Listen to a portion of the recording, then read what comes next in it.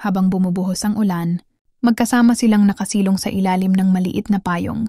Ang lamig ng hangin ay tila walang epekto dahil sa init ng kanilang mga titig. Baka magkasakit ka, bulong niya habang marahang inaayos ang buhok ng kasama. Ngumiti lang ito, at dahan-dahang inilapit ang mukha. Walang salita, pero malinaw ang nararamdaman nila. Ramdam niya ang init ng hininga sa kanyang pisngi, at bago pa siya makaiwas, naramdaman niya ang marahang pagdampi ng mga labi, banayad muna, bago naging mas insin at puno ng damdamin. Parang tumigil ang ulan sa paligid nila. Tanging tibok ng puso at init ng yakap ang naroon.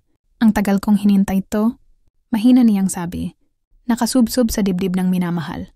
At sa sandaling iyon, malinaw na pareho silang hindi nabibitaw. Gabi na, at tanging ilaw ng buwan ang nagbibigay liwanag sa balkonahing kanilang kinauupuan. Tahimik ang paligid, pero sa pagitan nila ay parang may musika. Ang ingay ng tibok ng kanilang puso. Ang lapit mo, mahina niyang sabi, habang ramdam ang init ng balikat na nakasandal sa kanya. Napangiti ang isa, dahan-dahang iniangat ang kamay at hinaplos ang pisngi niya, mainit ang palad. At sa bawat galaw nito ay tila natutunaw ang lamig ng gabi. Hindi na siya nakapagsalita nang dumikit ang kanilang mga noo. Sa isang iglap, naglapat ang kanilang mga labi, banayad, puno ng pag-aalinlangan sa simula. Hanggang sa naging mas mariin, mas tapat. Ang halik na yon ay hindi basta pisikal, kundi parang pangako, na sa dami ng gabi, siya at siya lang ang hanap. Nang maghiwalay sila, parehong nakangiti, parehong humihingal. Kung panaginip man to, bulong niya, ayaw ko nang magising. Ang pagkatapos ng halik na natili silang magkahawak kamay, ramdam niya ang banayad na pagpisil, parang ayaw siyang bitiwan kahit saglit. Alam mo ba, bulong nito habang nakatingin sa kanya, ang bawat sandali na kasama kita, pakiramdam ko buwa ko. Hindi siya nakasagot agad. Sa halip, inilapat niya ang ulo sa dibdib nito, nakikinig sa tibok ng puso. Mabilis, parang kapareho ng sa kanya. Ang init ng yakap ay naging kanlungan.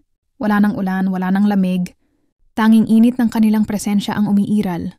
Dahan-dahan siyang hinaplos sa buhok, pababa sa kanyang likod, marahan at puno ng pag-aalaga. Bawat haplos ay parang bulong na nagsasabing, huwag kang matakot, akin ka.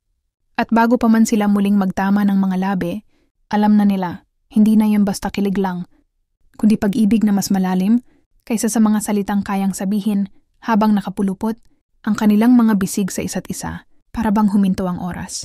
Ramdam niya ang init ng hininga sa kanyang leeg at bawat pagdikit ng balat ay may hatid na kilabot ng kilig na ayaw niyang matapos. Parang panaginip, bulong niya. Halos nanginginig ang tinig. Hindi ito panaginip. Sagot nito sabay higpit ng yakap at hinding-hindi na kita bibitawan.